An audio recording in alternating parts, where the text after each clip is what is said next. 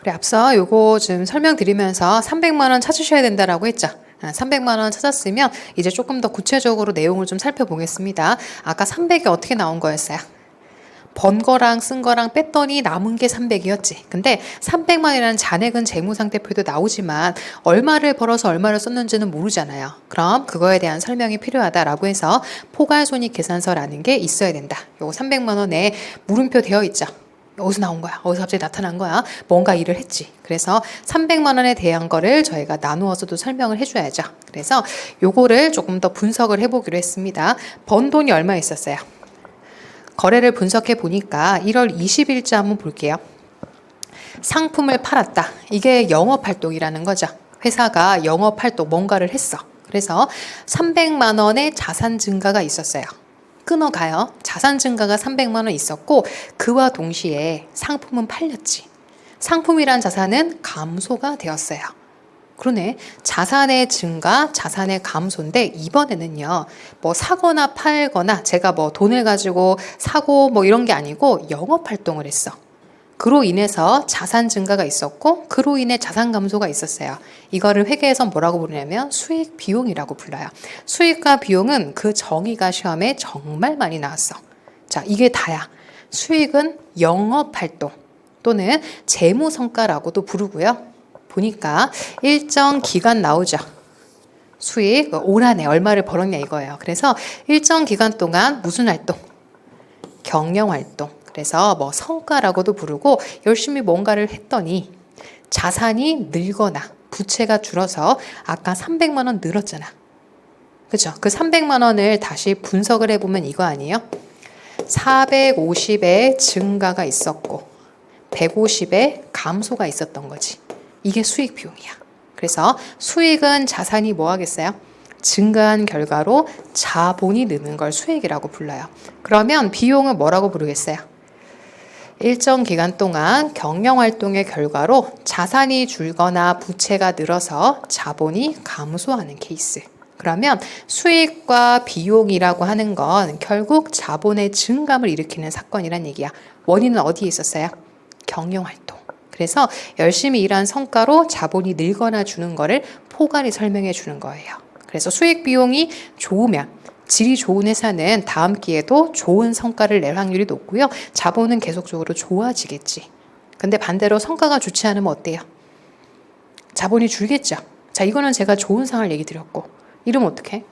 450만 원 벌었는데 쓴 거는 더 많을 수도 있지 않을까요? 1600만 원 쓴 거야. 그럼 아까랑 반대겠죠. 자본이 오히려 마이너스가 될 거야. 그러면 그때는 손실이 기록될 수도 있어요. 그래서 회사가 항상 좋은 실적만 내지는 않습니다. 이익이 있으면 손해를 보는 해도 있어. 근데 시험에선 여러분들이 손해를 보는 기업은 좀 어색하죠. 실제로는 손해보는 기업도 상당히 많잖아요. 근데 여러분들한테는 손해까지 묻기는 좀 그런가 봐. 그래서 대부분의 여러분들이 만날 기업들은 이익이 나오는 기업일 거예요. 그래서 시험에서는 원래 손익이라고 제가 물어보는 게 맞다라고 했죠. 손실일 수도 있고 이익일 수도 있으니까. 근데 대부분의 기업이 어떤 기업이 나온다? 이익. 그래서 이 자리에 손익 말고 이익으로 물어보는 기업들도 많아요. 그래서 이익이냐 손해냐 이런 걸 좀 정리해 보시면 좋겠다. 요거 정의는 여러분들이 별표에서 암기를 해 두셔야 될 내용들이에요. 그래서 수익과 비용에 대한 정의를 통해 알 수 있는 거. 수익은 자본이 늘고 비용은 자본이 준대. 그럼 수익은 어디다 써야 되겠어요? 자본이 증가하는 위치랑 같은 거야. 그래서 수익과 비용은 자본의 증감이라고 하는 이 정의를 가지고 이렇게 쓰면 될 것 같아요. 자, 이제 포괄손익계산서 써요. 얘는 뭐가 필요할까요? 기간이 필요하지. 아까는 시점이었지만 이번에는요. 1월 1일부터 1월 25일까지 일을 했거든. 그래서 X1년도 1월 1일부터 X1년도 1월 25일이라고 해서 기간을 밝혀줘야 돼요. 기간이 필요할 거고 단위는 당연히 필요하죠. 원, 주식회사 한국. 자, 수익의 위치는 누구랑 같다? 자본이 증가하는 위치와 같다. 그래서 수익을 여기다가 쓸 거예요. 대변에 쓸 거야. 그래서 매출이라고 하는 또는 매출액이라고 쓰기도 하는데 여기다가 아까 발생주의 얘기 드리면서 저희는 현금 매출만 있는 게 아니고 외상 매출도 있다는 걸 배웠으니까 여기에 450을 쓰면 될 것 같아요.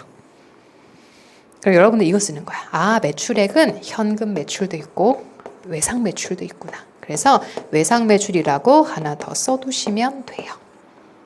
외상 매출하면 무슨 계정 과목이 증감해요? 매출 채권. 됐어요. 그러면 비용으로 가요. 비용은 저희가 이렇게 상품을 팔아서 매출액에 대응되는 비용을 매출 원가라고 부릅니다.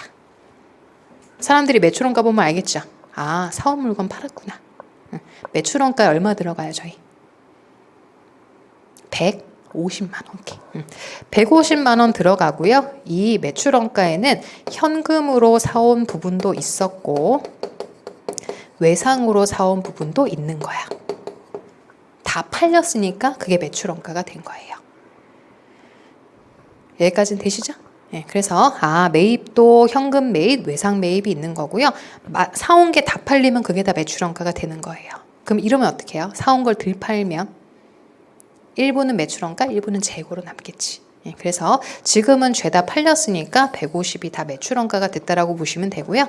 이익은 매출 총이익이라고 해서 여기에 300이 들어오고요. 이 300에 대한 명세서라고 생각하면 돼요. 그래서 수익과 비용으로 이렇게 구분지어 설명해 주는 것을 포괄손익계산서라고 부릅니다. 제가 수업 시간에 이런 얘기 하거든요. 여러분들이 이제 월급을 받았어. 아버지가 월급을 받았어요. 월급이 500만 원이신 아버님이신데 부모님, 어머님한테 갖고 올 때는 300만 원만 들고 오신 거야. 올해 300만 원 벌었어. 어머님이 날라차게 하겠죠. 500을 번 거야. 그 중에 200을 어디다 썼나를 알아야지 어머님이 수용을 하시는 거지. 회계도 마찬가지예요. 그래서 300만 원 남았다고 300만 원 남았어 이렇게 설명하는 것보다는 얼마를 벌어서 얼마를 써서 이게 됐는지를 설명하는 게 필요하다는 얘기예요. 자, 그러면 수익에는 어떤 것들이 있을까요? 제일 큰 게 매출이에요. 삼성전자 매출, 그죠? 그래서 매출을 하고 나면 거기에 상응하는 매출 원가가 있을 거고 또 어떤 비용들이 있을까요? 지금은 굉장히 간단한 얘기를 했지만 직원들한테 급여도 줘야 될 것 같은데 급여도 주고 월세 같은 것도 내야 되고 그래서 매출 450만 원 가지고 매출 원가 150이라고 대박이다라고 할 게 아니고 각종 비용들이 더 나올 거예요. 그래서 얘도 한번 증감 좀 써봅시다. 자, 수익은 증감이라고 하기보다는 발생과 소멸이라고 하는 게 좀 더 정확하긴 해요. 수익은 증하는 게 아니잖아. 발생하는 거고 소멸하는 거지. 그래서 수익이라고 하는 거는 발생, 소멸이라고 부르고요. 얘도 마찬가지예요. 비용도 발생, 소멸. 근데 소멸은 별로 없어. 대부분 발생하는 게 대부분이지. 그래서 발생과 소멸을 어디다 쓰면 될 것 같아요? 자산을 정확하게, 재무상태표를 정확하게 이해했으면 수익 비용은 자동으로 나와야지. 수익은 발생을 대변 요소에 쓰는 거고 소멸을 차변 요소에 써야지. 비용은 발생을 어디다 써야 되겠어요? 차변 요소에 쓰는 거고 소멸을 대변 요소에 쓰면 지금 보셨던 포괄손익계산서 위치와 일치한다라는 얘기예요. 그럼 다 됐어요. 이제 드디어 회계상 거래를 기록할 준비가 된 거야. 위치 다 봤잖아요. 그럼 이제 거래가 들어오면 나는 회계 처리할 수 있을 것 같아요. 다요. 이 차변 대변을 분리하는 걸 가지고 제가 대학교 과정에서는 이걸 한 학기 때 배운다니까요.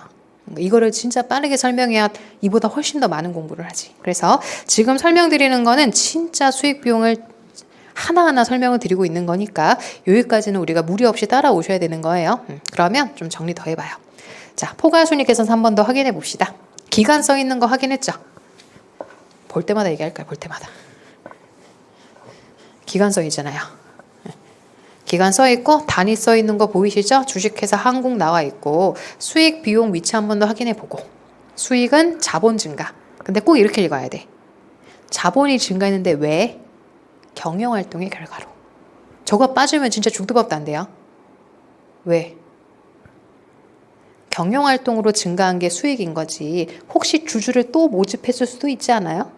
그거는 경영활동으로 늘린 게 아니잖아. 그런 거 수익이 아니야. 그래서 수익은 저런 경영활동의 결과로 자본이 궁극적으로 느는 거고, 비용도 마찬가지예요. 무슨 활동의 결과? 열심히 영업활동 또는 경영활동을 해서 그로 인해 자본이 감소하는 것을 비용이라고 부른다. 자, 그러면 거기 다음에 이제 계정 과목 계정에 기입하는 방법도 좀 볼게요. 수익에 보시면 거의 뭐 매출액이랑 매출원가 싸움이야.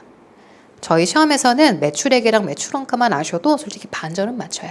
그래서 매출액이 대다수라서 그 외에 수익은 별로 없습니다. 기업들은요, 이자 뭐 받을 수도 있지만 은행에서 맡기는 예금에서 이자가 많이 나오진 않을 거 아니야. 그리고 배당금도 뭐 기업이 투자해서 배당금 받을 수도 있는 거고, 임대료는 그 월세 수입을 받는 건데, 뭐가 가장 대표겠어요? 매출액이 압도적이지. 그래서 수익은 거의 매출액이라고 좀 이해하셔도 좋고요. 비용은 좀 구체적으로 볼게요. 매출원가라고 해서 상품 팔리며 매출원가로 간다라고 했는데, 그와 더불어 직원들 급여도 좀 줘야 되고, 접대비는 거래처랑 이제 밥도 좀 먹고 해야 될 거 아니야. 거래처랑 또 친분도 다지고 서로 원활하게 영업활동하려면 접대비 같은 것도 써요. 그리고 감가상각비. 자, 요거 우리 또 봅시다. 임대료, 임차료. 지금 제가 갈라놨으니까 망정이지 임대료, 임차료도 헷갈리는 친구들 꽤 있거든요. 임대료랑 임차료. 임대료는요, 건물주예요, 건물주. 건물이 있어. 그 건물을 빌려주고 월세를 받으시는 거예요. 그러니까 쉽게 얘기하면 건물주님이 수익. 월세를 받으시겠죠. 그럼 월세를 누군가 내겠지. 그래서 임차료는 우리 임차인 들어봤어요? 임차인은 이제 월세 사시는 분들. 그래서 여기는 이제 건물주가 아니고 월세. 월세 같은 거, 이제 집세 같은 거 내시면 임차료라고 불러요. 그래서 임대료는 수익으로 들어가지만 임차료는 뭐가 됩니까? 비용이라고 부릅니다. 그냥 월세라고 하면 좋을 텐데 저희 시험에서 월세라고 나오진 않을 거 아니에요. 회계에서는 월세라고 안 불러요. 임차료라고 불러요. 임차료, 저것도 회사가 부담해야 될 비용 중에 하나죠. 사업해보면 알잖아요. 월세 부담이 진짜 큰 거 알죠? 내 건물에서 내가 장사하는 거랑 남의 건물에서 장사하는 거랑 진짜 피눈물 나요. 내 건물에서 내가 장사하면 임차료가 안 나가거든요. 저게 얼마나 큰데. 월세 임차료 같은 거 얼마인지 궁금하면 검색 한번 해봐요. 진짜 비싸. 코딱지만한 그 땅덩어리 하나에서 저희가 건물 하나 임차하려면 월세를 몇백만 원씩 내야 된단 말이에요. 생돈 나가는 기분인데. 자영업이 왜 어려워요? 코로나 때문에 왜 어려워? 사람이 없으니까 월세는 월세대로 나가는데 버는 게 없잖아요. 생각해봐. 다 나왔어, 다. 자, 매출액은 정체구나 아니면 떨어지고 있어요. 매출원가는 그거야. 우리 커피 가게 한다고 하면 커피 원두 같은 거 사야죠. 매출원가는 비슷비슷해요. 커피 가게 그렇게 뭐 원두가 이렇게 막 비싸지지 않는 한. 이거는 그래도 예측 가능해. 뭐 급여는 우리 알바생들 얼마 나가야 될지 알거든요. 근데 이게 떨어지면 이게 엄청난 부담이 돼요. 임차료. 그러면 비용이 갑자기 확 커지면 뭐가 될 수밖에 없어요. 손해가 되겠지. 그래서 회사들도 이렇게 비용 항목들 잘 보시고 너무 비용 구조가 불확실하거나 하면 그런 기업들도 좀 확인해 볼 필요가 있겠다. 그럼 계정에 기입하는 방법 한 번 더 써봐요. 수익의 발생은 어디에다 쓰셔야 된다? 대변 요소에다가 써야지. 그리고 소멸은 차변 요소. 비용의 발생은 차변 요소, 소멸은 대변 요소. 자, 답은 좀 썼고 그 다음에 발생주의, 현금주의 비교해드렸던 것 같아. 발생주의는 사건에 초점을 두는 거. 그래서 1월 20일과 1월 25일자에 영업활동을 했기 때문에 그거를 그냥 넘어가면 안 돼요. 기록을 해줘야죠. 그래서 이런 거를 발생주의라고 부르는 반면에 현금의 유의매출이 있을 때마다 수익비용을 기록하는 게 현금주의예요. 자, 최근에 시험 문제 나왔단 말이에요. 발생주의와 현금주의의 차이를 물어봤어. 그렇다고 이걸 공부할 필요가 있니? 발생주의상으로 했던 거랑 현금주의는 들어오고 나갈 때 수익비용 처리하면 되는 거니까 둘 간의 차이가 얼마인지를 답변할 수 있으면 돼요. 궁금하면 시험 문제 열어봐요. 이건 풀 수 있을 것 같아. 그래서 현금주의, 발생주의 중에서는 뭘 쓴다? 우리는 수익 비용을 발생 주의에 따라 기록하는 방식을 쓰고 있다. 그게 어디에 더 유용하다? 성과 평가에 더 나은 근거를 제공한다. 근데 아쉬운 점은 있지 않아요? 발생 주의는 돈이 안 돌았잖아. 그래서 아까 뭐가 있어야 된다? 현금 흐름표도 있어야 된다는 얘기지. 이거 없으면 돈은 없는데 판 건 이때잖아요. 이상하지 않아요? 돈은 못 받았는데 외사 그러면 잔뜩 팔면 되는 거 아니야? 돈은 없어. 어울면 못 막아. 그러면 회사 망하는 거지. 그래서 현금의 유입 유출도 중요한 회계 정보 중에 하나란 얘기예요. 됐네. 이렇게 하면 이제 저희는 모든 계정 과목에 대해서 어디다가 증감을 써야 되는지 알았어요. 그러면 저랑 한번 정리하고 이제 다음 시간까지 정리해 와야 될 문제가 있습니다. 자, 우선 지금 다 했거든요. 정리를 해보면 재무상태표에는 일정 시점에 자산과 부채와 자본이 나온다고 했고요. 얘가 먼저라는 건 얘기 드렸죠. 자산에서 얘를 빼면 얘가 나오는 구조예요. 그리고 포괄 손익계산서에서는 뭐 나와요? 수익과 비용이 나온다. 요거를 우리가 합쳐가지고 재무제표 요소라고 불러요. 재무상태표에는 이게 나오고 포괄손익에서는 이게 나오는데 이걸 합치면 재무제표잖아. 이렇게 하고 싶진 않은데 시험에 이렇게 나왔다니까요.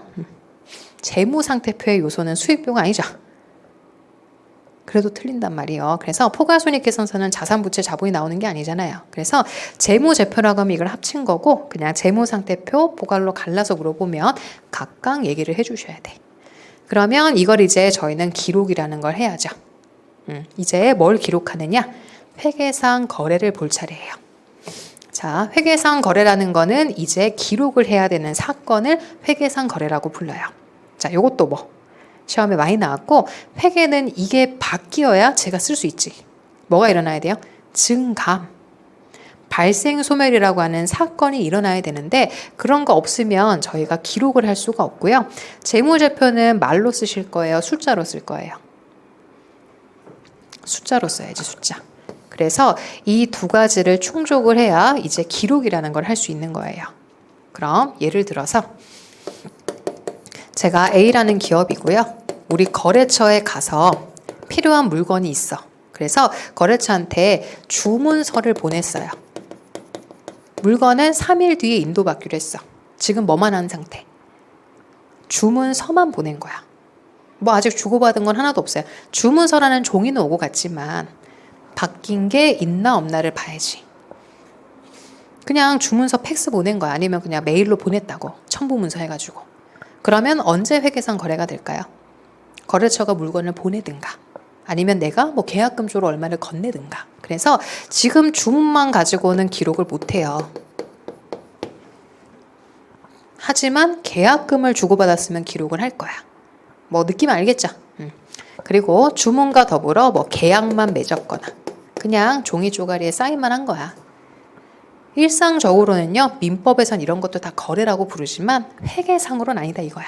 그리고 뭐 채용, 종업원을 채용하기로 했다. 아직 일은 안 했어. 종업원은 일을 하기로 그냥 연봉 계약서에 사인만 하고 가신 거야. 언제부터 제가 거래가 되냐면 종업원이 우리 회사 와서 일을 하기 시작할 때부터. 그러니까 이런 것들은 회계상으로는 거래가 아니다라고 불러요. 그래서 쉽게 생각하면 이게 바뀌냐 이거야. 바뀌면 기록을 하지만 안 바뀌면 저희는 기록할 방법이 없다. 그러면 이제 회계상 거래를 한번 써볼게요. 아까 지금까지 계속했던 게 다 회계상 거래거든요. 요거 볼까요? 밑에 엑셀년도 1월 1일자 날짜 항상 보시고 주주로부터 현금 10만 원을 출자 받아서 회사를 설립했대. 우리 아까 이렇게 했죠. 바로 현금이라는 거에다가 1월 1일 자본금 10만 원. 근데 뭔가 건너뛴 거야. 지금은 꼴랑 한 개니까 바로바로 옮겨 적어도 되지. 이렇게 해도 안 실수하죠. 근데 회사에서 그 많은 일을 하는 기업들은요. 거래가 하루에도 100건, 많게는 1000건, 10,000건 나올 수도 있어. 이거 계속 이렇게 하려면 사람인지라 뭐가 나올 수 있어요? 실수가 나온다는 얘기지. 누락하는 게 생기는 거고 근거 없이 바로 옮겨 적다 보면 내가 지금 뭘 하고 있는 거지? 몰라. 그래서 한두 건이면 바로 가도 돼요. 한두 건이면 누가 분개를 하니. 근데 지금 거래가 너무 많으니까 장소를 뿌려서 남겨놔야 되는 거야. 그러다 보면 나중에 전기 누락이라는 걸 발견할 수 있겠지. 그래서 저희가 이런 생각을 해야 돼요. 선생님 이거 한 개 꼴랑 이거 한 개 오늘 분개를 해야 돼요. 기업은 정말 많은 일을 하기 때문에 이 분개를 한 걸 보고 옮겨져 가야지. 그래야 뭐가 없어? 루스가 없는 거야. 거래는 빼먹으면 난리나. 지금 어제 먹은 거 기억나요? 어제 먹은 거 기억나겠네. 한 3일 전에 먹은 거 기억 안 나지 않아요? 기억 안 나. 사람의 기억력은 한계가 있어. 그렇기 때문에 회계상 거래는 분개를 해놓고 옮겨 적어야 되는 거지 그냥 바로 그냥 이렇게 갖다 옮겨 적으면 실수 나온단 말이야. 그러면 분개는 뭐 하는 거겠어요? 차변 요소, 대변 요소에 뭘 쓰지? 이름은 뭘 쓰지? 그리고 얼마를 쓰지? 이런 게 분개예요. 자, 해볼게. 차변 요소, 대변 요소 정리하고 바로 갈게요.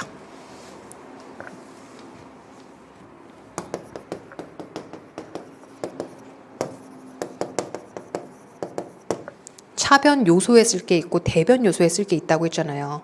증가물수로 갈 거야. 차변 요소에는 자산의 증가가 기록이 돼야 돼요. 잔액은 마지막에 다듬으면 되니까 지금 저희가 해야 될 거는 증이냐 감이냐를 기록할 거잖아요. 그런데 자산의 감소는 대변 요소 쪽에 써줘야 돼. 나머지는 직접 채워봐요. 부채, 자본, 수익, 비용 남았죠? 어느 순간 가면 기계적으로 튀어나올 건데 지금은 차변 요소, 대변 요소를 한번 써보고 요거 보고해도 돼요. 보고해도 괜찮아. 그래서 얘를 한번 쭉 써보고 그대로 한번 분개를 해볼 거예요, 이제.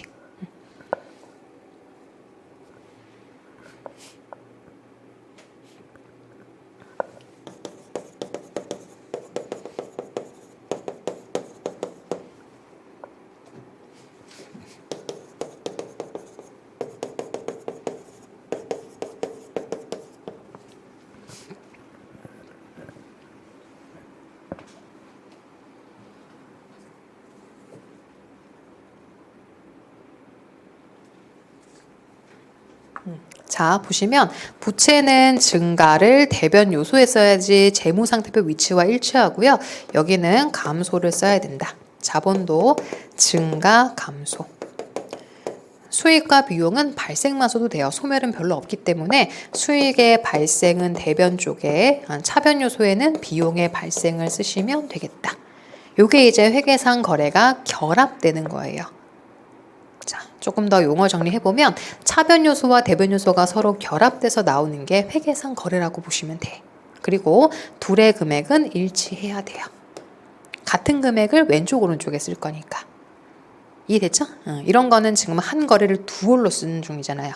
이런 게 우리가 기업 회계에서 필요한 복식부기라고 얘기 드렸죠. 복식부기. 그래서 복식부기는 우리 단식부기랑 다른 점이 뭐예요? 한 거래를 두 개로 갈라서 표현하는 거지. 그래서 원인과 결과를 설명한다라고 해서 복식부기라고 하기도 하고요.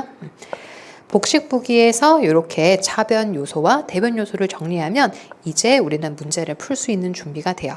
분개는 회계에서 이런 거예요. 그냥 입장한 거야. 입장한 거야. 근데 뭔가 막힐 때는요. 분개가 굉장히 도움이 돼요.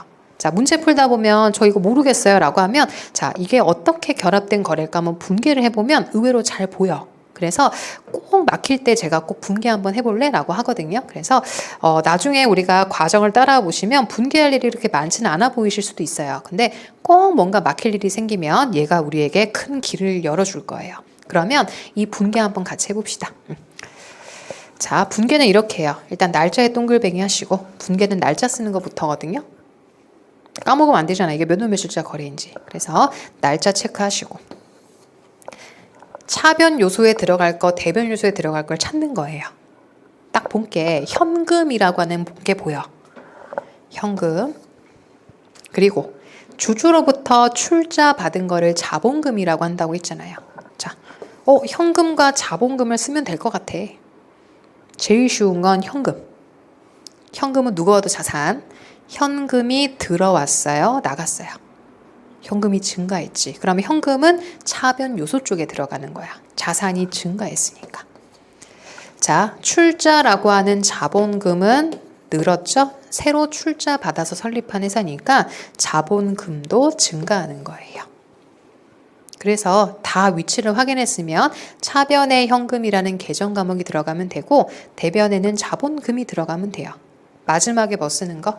금액은 마지막에. 그러니까 이런 거야. 들어오면 뿌리고 들어오면 뿌리고 하는 거야. 그래서 이게 뭐 자동으로 되죠. 요즘에는 이런 거 다 프로그램이 해줘. 그래서 언젠가 회계는 사라질 직업 중에 하나라면서요. 이거는 사라질 수 있어. 요즘에는 바코드 같은 거 QR 찍으면 해줘. 대단하죠? 이제 회계는 이거는 내가 할 일이 아닌 거야. 근데 이걸 가지고 해석하는 건 사람이 해야지. 이제는 누구만 살아남아요? 더 많이 아는 사람이 살아남아. 이렇게 단순한 일을 하는 일은 아마 대체가 다 될 거예요. 그래서 이런 거는 이제 컴퓨터가 달아서 해주는데 저희는 시험이니까 제가 컴퓨터지 뭐. 그래서 이런 것들을 가지고 이렇게 분계를 합니다.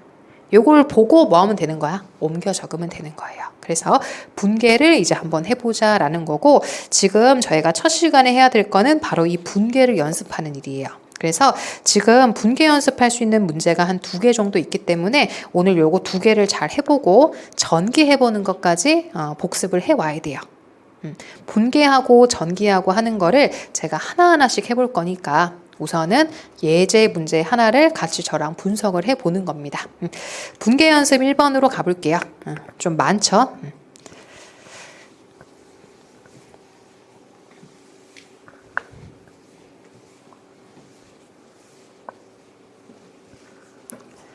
자, 어떻게 쓰면 될지 이제 하나씩 동글뱅이를 하면서 갑시다. 자, 뭐부터 먼저 보는 거예요? 날짜부터 보는 거예요. 분계는 날짜부터 쓰는 겁니다. 1월 1일자에 강의 용역을 제공하는 한국을 설립했대요. 자본금 100만 원을 현금으로 출자를 했답니다. 왜 현금이라는 거에 동글뱅이 하라고 하냐면 현금 대신 건물 들고 오는 경우도 있거든요. 용안 한번 해볼게. 자, 주주가 현금으로 들고 왔어. 나 너네 회사 주주 되고 싶으니까 이 돈 받고 나 주주 될래. 이 돈 받아. 나한테 주식 좀 줘. 아니면 건물 들고 오면 어때요? 되지. 아, 나 지금 건물 한 채가 있는데 그게 지금 당장 안 팔린다. 근데 너네 회사 주주가 되고 싶은데 이 건물을 받고 주식을 주지 않을래? 돼요. 그래서 현금 출자라고 하기도 하고 건물이라고 하는 건 현물이라고 불러요. 그래서 현금 출자도 있지만 뭐도 있을 수는 있다. 현물 출자라는 것도 있어. 그래서 현금만 무조건 들고 오진 않아요. 근데 여러분들은 뭐 받고 싶어요? 돈 받고 싶지. 돈이 심플하고 깔끔하잖아. 이런 거야. 내가 삼성전자 주식 사고 싶다고 태블릿 PC 들고 갔어. 아, 태블릿 PC 갖고 살 수 있겠죠? 아, 이거 제가 아끼는 태블릿 PC인데요. 주식으로 바꿔주세요. 삼성에서 뭐라고 했어? 야, 팔든가 해서 돈으로 받고 와. 그거 누가 받아줘요? 안 받아줘. 현금이 대부분이지. 그래서 처음 설립할 때나 뭐 건물 받아주고 하지 거의 다 돈으로 받아요. 그래서 현금이 대다수인데 건물 받는 경우도 있기는 하다. 됐어요? 현금 출자, 현물 출자 구분을 좀 해줘요. 돈으로 받았대.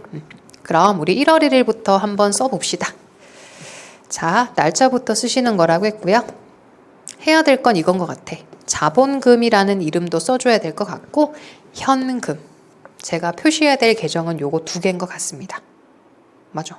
그러면 차 쓰고 대 쓰면 돼. 차변 요소에 쓸 거, 대변 요소에 쓸 거.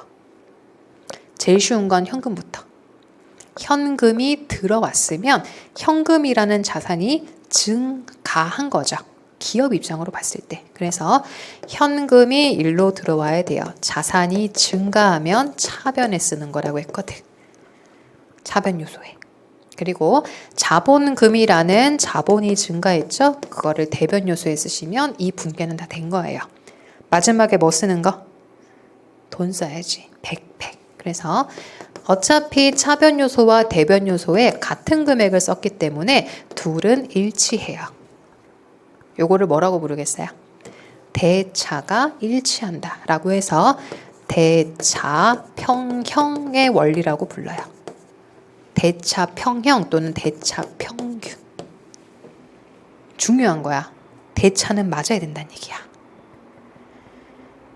제가 그래서 분개해보면 막히는 게 풀린다라고 하는 게 대차가 안 맞으면 내가 뭔가를 잘못한 거지. 내가 뭘 잘못 읽었지? 스스로 검토할 수 있는 거야. 그래서 제가 뭔가 막힐 때 뭐 해보면 좋다? 분개해보면 좋다는 거야. 막혔어. 그러면 왜 돈이 안 맞지? 내가 이걸 제대로 못했구나. 자가 검토. 그래서 자기를 스스로 돌아볼 수 있는 기능이 있어요. 진짜 그렇게 얘기해. 자동 검증 또는 자기 검증 기능이 있다고. 그래서 막힐 땐 한번 뚫어보면 돼요. 이거 가지고. 지금이야 거래가 심플하긴 한데 갈수록 좀 여러 개 결합된 거래들이 나와요. 그럼 한번 우리 간단하게 해보자. 그러면 좀 보일 거야. 여기까지는 됐을까요? 오케이. 그러면 이제 다음 장 가요. 1월 1일자 또 은행에서 돈 빌린 거 한번 해보자. 이번에는 현금과 차입금을 쓰면 될 것 같습니다. 중요한 계정 과목을 확인했으니까 1월 1일자에 또 차대부터 써놓을게요. 꼭 차변부터 쓸 필요 없어. 회계 공부하시는 분들이 차변부터 써야 멋있는 줄 안대요? 아니에요. 그냥 맞는 게 중요한 거야. 그죠? 현금이 이번에도 들어왔다. 그치? 그러면 현금이라고 하는 자산이 증가하는 케이스니까 차변 쪽에 쓰면 돼요. 대변에는 뭘 쓰면 될까요? 부채인 차입금이 늘었으니까 차입금이라고 해서 이렇게 100을 쓰면 됩니다. 또 일치하는 거 확인했으니까 통과. 됐어요? 그 다음에 갈게요. 1월 20일에 비품을 현금으로 샀대요. 자, 이번부터는 동글뱅이 한번 해봐요. 뭐뭐를 쓰면 될까? 비품이 생겼는데 돈은 나간 거예요. 그러면 1월 20일자 분계는 어떻게 나와야 될까요? 제일 쉬운 거부터. 현금이라는 자산은 감소를 한 거야. 그러면 현금은 어디다 들어와야 돼요?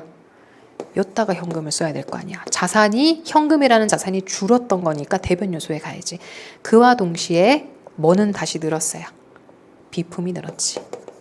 그래서 그냥 돈이 비품으로 바뀐 거야. 얼마를요? 10만 원? 자, 그럼 1월 20일자 분계까지는 됐어요. 그 다음에 차량 운반구 구입한 것도 한번 해봅시다. 이번에는 2월 1일자입니다. 차량 운반구를 현금으로 구입을 했대. 차 산 거야. 영업활동 하려고. 그러면 2월 1일자 쓰시고 차부터 쓸 필요 없다라고 했죠? 현금이라는 자산이 감소한 게 조금 직관적으로 잘 보이실 거니까 처음 공부할 때는 현금부터 따라가 주시면 돼요. 자, 여기다가 현금. 왜 대변에 현금 써요? 현금이라는 자산이 감소했으므로. 그와 동시에 차량 운반구라고 하는 뭐는 새롭게 증가했다. 그렇지. 새로운 자산이 등장했죠? 50만 원으로. 아직까지는 영업 시작도 안 했어. 필요한 거 막 사재 끼기 시작하는 중인 거야. 그 다음에 이제 3월 1일자에 건물을 뭐 하셨대요? 임차요. 나 월세 내야 되는 사람이거든. 그래서 1년치 임차료 24만 원을 돈으로 냈대요. 요 거래는 진짜 앞으로 지겹게 나올 거야. 날짜부터 써봐요. 몇 월 며칠자? 3월 1일이다. 그치? 근데 몇 년치 임차료를 내요? 1년치 임차료를 내. 다음 시간에 할 건데 회계는 기간이라는 게 중요하거든요. 1월 1일부터 12월 말까지 깔끔하게 끝내고 그 다음에 문을 열어야 돼. 자, 지금은 생각해 보시면 3월 1일인데 몇 년치를 내요? 1년분을 낸다. 일단 회계 처리 해볼게요. 임차료라고 하는 비용이 발생했고 돈으로 지불했어. 그럼 회계 처리 어떻게 하면 돼요? 비용의 발생과 현금이라는 자산 감소인 거지. 현금 얼마 쓰셨다? 24만 원. 맞잖아요. 돈 24만 원 썼는데. 그리고 임차료라고 해서 비용의 발생 24만 원. 지금은 이렇게 해도 돼요. 완벽해. 하지만 뭔가 좀 이상하다는 생각하면 이제 잘하는 거예요. 왜? 저 1년은 왠지 기간이 겹치는 것 같은데? 3월 1일부터 12월 말까지는 오케이. 이번 연도에 들어가는 건 오케이. 근데 2달치는 다음 연도 것 같은데. 나중에 하면 돼요. 결산 때 가서 조정할 거야. 결산 때 뭐 해야 돼요? 길을 끊어야지.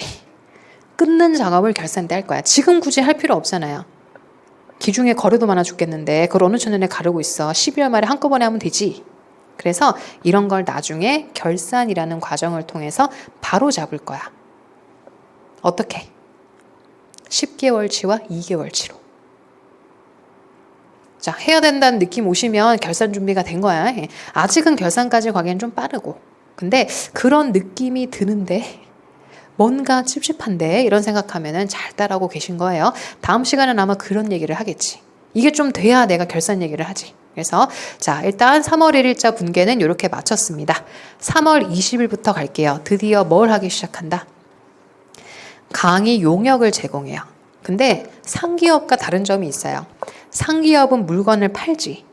근데 강의 용역은 그냥 서비스를 제공하는 거 아닌가? 대신 강사료라는 거를 지불하면 되지. 그래서 지금 요 3월 20일자에는 강의 용역을 제공했기 때문에 영업활동을 하면서 얼마의 돈을 벌었다? 80을 벌었어. 일을 한 거죠, 드디어. 뭐를 창출? 수익을 창출한 거지. 그래서 3월 20일자의 분계는 현금이 들어왔거든요. 왜 현금이 들었어? 경영활동의 결과로. 수익이네. 뭘 쓰면 돼요? 매출. 그래서 현금이라는 자산 증가와 더불어 매출이라고 하는 수익 창출 활동이 있었다라고 하면 돼요. 드디어 뭔가를 했잖아. 나 수익 계정에 또 얘기해요. 일정 기간 동안 경영활동의 결과로 자산이 는 거죠. 그에 따라 자본이 는 거야. 이런 거를 수익이라고 불러요. 얼마 버셨다? 80을 벌어내셨다. 그러면 4월 20일자 분계는 직접 해보는 거예요.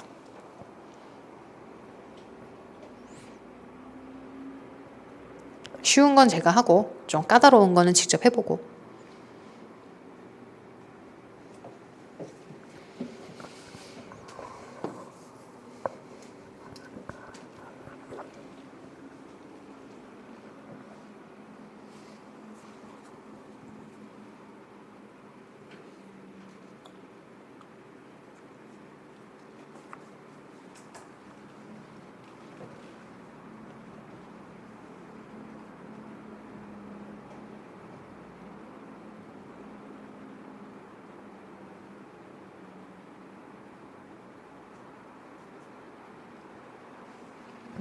자, 지금 4월 20일자에 또 매출 활동을 했는데 이번에는 돈을 언제 받기로 했어요?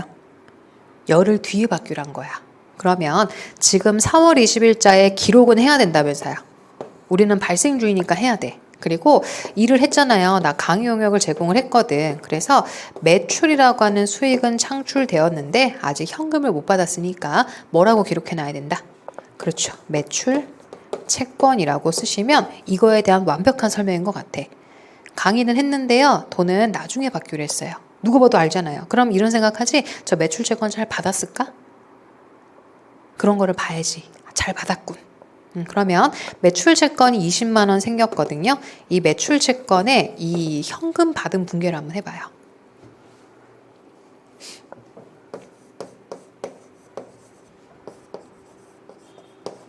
이거를 분계를 여러분들 이렇게 하더라. 현금 쓰고 매출을 쓰대. 환장하는 거지. 매출 채권은 돈을 받을 권리예요. 돈을 받았으면 끝난 거 아니야? 자, 매출 채권이라고 하는 게 지금 20만 원 생겼는데요. 이 매출 채권은 언제 없어져? 돈을 받으면 더 이상 돈 내놔라고 못 하잖아. 그래서 돈을 20만 원 받는 순간 누구가 사라져야 돼요? 그렇지. 왜 여기다가 매출을 쓰지? 대변에. 예. 지금은 매출 채권을 돈으로 받아내신 거니까 매출 채권이라는 권리는 이제 더 이상 없어. 나 받았으니까 끝난 거야. 매출 채권이 뭘로 바뀌셨다? 현금으로 바뀌었고 잘 받아냈구나. 제대로 돈을 회수하고 있는 회사구나라고 하고 그래 잘 받고 있군. 확인하면 돼요. 됐습니까? 그래서 의외로 이걸 제일 많이 틀린다. 4월 28일자 분계를 제일 많이 틀림. 자, 그럼 저 이거 한번 해볼게요. 자, 또 시험 문제요. 뭐 모든 시험 문제지 뭐. 자, 시험 문제 이거 나왔어요. 현금이고 4월 28일자에 매출 채권 20이야. 제가 지금 요 분계를 전기한 거거든요. 현금이 늘었죠. 뭐 때문에? 매출 채권 때문에. 그럼 이 분계는 뭘 뜻하고, 이 거래는 어떤 거래를 가지고 전기한 거겠어요? 현금을 받았어. 매출 채권이라고 해서 외상 대금을 받았구나라는 걸 전기한 거야. 그래서 요거를 가지고 이게 무슨 거래인지를 읽으시면 돼요. 다시요. 현금 들어왔죠. 20만 원이. 왜? 이름이 매출 채권 써놨으니까 외상 대금을 받았구나 현금으로. 그래서 이것도 되게 많이 나와요. 여러분들이 좀 어색한가 봐. 그래서 매출 채권이라고 이렇게 현금이라고 T자 쓰시고 이렇게 기재하면 현금을 받았어. 매출 채권을 받아낸 거지 돈으로. 그래서 그 분계는 따로 하심과 동시에 전기까지 해보는 거야. 그게 이렇게 표기가 되겠구나.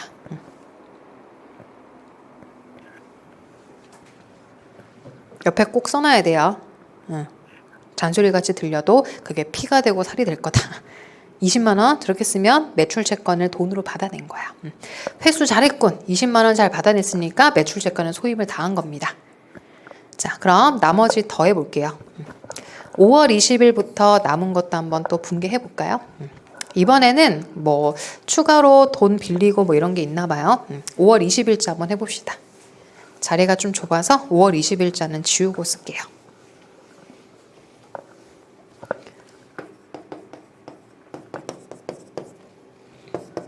자, 5월 20일자에 또 강의를 했고 현금을 받았대요. 이번에는 현금 매출하신 거다. 그쵸? 그래서 현금을 40만 원 받았어요. 이유는 매출이라고 해서 영업활동을 해서 40만 원을 벌었습니다. 라고 쓰시면 됩니다.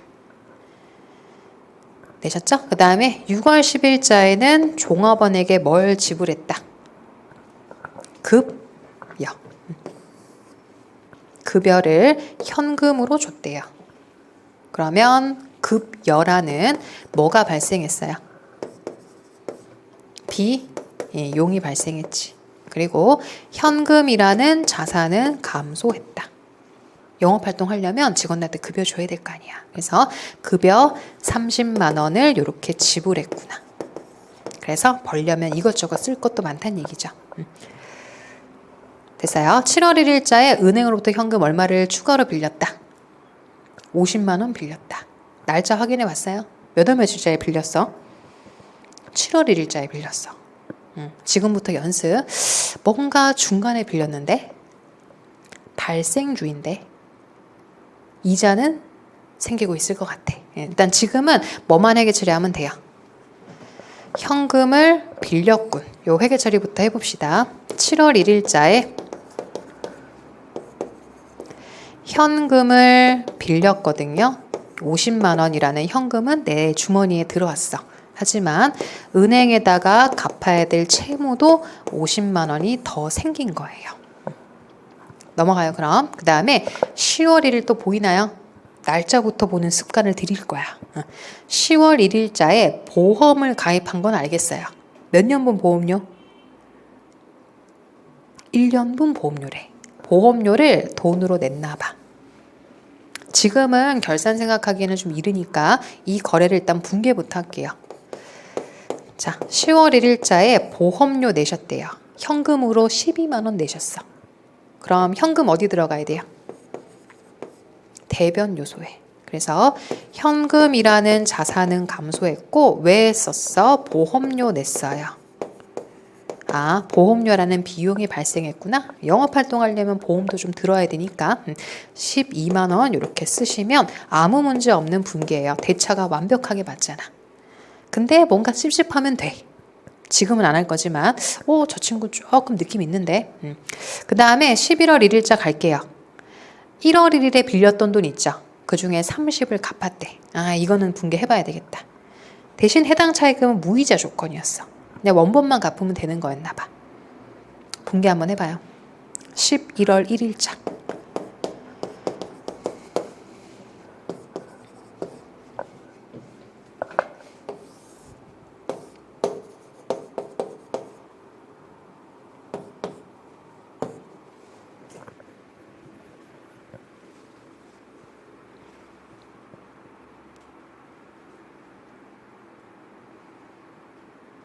자, 그러면 차입금을 갚았다라는 거예요. 그럼 나는 빚을 30만 원 줄일 수 있는 거죠. 그럼 빚을 갚았잖아요. 차입금이 왜 일로 들어오겠어요? 갚았으니까. 그리고 현금이 나갔죠. 빚을 갚으려면 돈 싸지르고 가야죠. 얼마 갚았대요? 30만 원 갚았어요. 자, 이것도 여러분들이 어색한가 봐. 또 이거네. 자, 이번에는 어떻게 전기가 되어 있겠어요? 11월 1일 현금이 줄었죠. 얼마가? 이름은 남의 이름 쓰는 거라며. 차입금. 여러분들은 차입금은 보면 경주마야. 차입금은 빌리는 것만 있대. 그런 게 어딨니? 이 거래는 차입금을 빌린 거니 갚은 거니? 갚은 거예요. 그래서 이렇게 어색한 거에 좀 대비를 해달라. 응? 빌리는 거 겨우 이해했는데 갚는 건 어렵죠?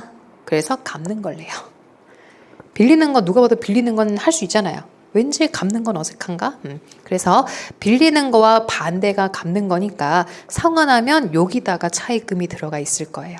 빌렸을 땐 어때요? 여기 들어가잖아. 돈 빌리면. 그래서 빌렸을 때는 현금이 들어오지만 상환했을 때는 돈이 줄어든다는 거를 유의하면 됩니다. 남은 거 2개만 더 하고 조금만 쉬었다가 뒤에 간단한 분개만 하고 끝낼 거예요. 그래서 우선은 요 남은 분개 좀 더 해봐요. 자, 12월 10일자에 광고 선전비라고 해서 광고하느라고 10만 원 돈으로 썼대요. 이거는 이제 뭐 소비자한테 이제 좀 홍보를 해야 되니까. 자, 현금 10만 원 쓰셨어. 왜 썼어요? 물어봤더니 광고 좀 했어요. 광고 선전비로 썼어요. 그리고 마지막으로 수도광열비 이런 거예요. 전기세, 수도세. 그러면 12월 20일자에 수도광열비라고 불러요. 뭐 수도세라고 불러도 좋은데 있는 이름 쓸게요. 수도세 내느라고 얼마 현금으로 냈다. 15만 원이지 뭐. 그래서 현금 15만 원. 요게 이제 가장 처음으로 연습해 볼 만한 분개라고 생각하시면 돼요. 자, 지금 저랑 12월 20일까지 분개 해봤죠? 아, 몇 건 안 됐는데 되게 오래 걸리죠? 네, 그래서 분개는 이렇게 틈날 때마다 한 번씩 안 잊었나 해보면 되는 거예요. 근데 분개는 뭐부터 쓰시는 거? 날짜부터. 날짜부터 쓰시고 차변과 대변에 금액을 쓰시는 거고요. 금액이 일치하면 제대로 한 거야. 그래서 검증도 해볼 수 있고 이렇게 차대에다가 구분기지하는 걸 복식부기라고 부른다. 그죠? 복잡해질수록 복식부기가 필요해요. 서로 검증도 해야 되니까. 그러면 분개 연습 1번은 제가 또 지금 같이 풀어보긴 했지만 여러분들한테 복습을 좀 할 주제로 남겨드릴 거고요. 집에서 해올 게 하나 있어요. 전기 해와야 돼. 이걸 보고 옮겨 적어봐야 되지 않아요? 지금은 분개만 한겨. 분개를 한 이유는 옮겨 적을 때 실수 없으려고 옮겨 한 거거든요. 그래서 제가 잠깐 쉰 다음에 그 분개를 보고 현금 전기만 저랑 할 거예요. 나머지는 여러분들이 뭐 해와야 돼? 직접 증감을 한번 넣어봐야지. 그래야지 아까와 같은 문제가 나왔을 때 대비가 가능하다고. 그러면 우선 요 분개 좀 해보고 전기하고 간단한 연습하고 끝낼 거예요. 조금만 쉬었다 합시다. 10분 쉬었다 하자.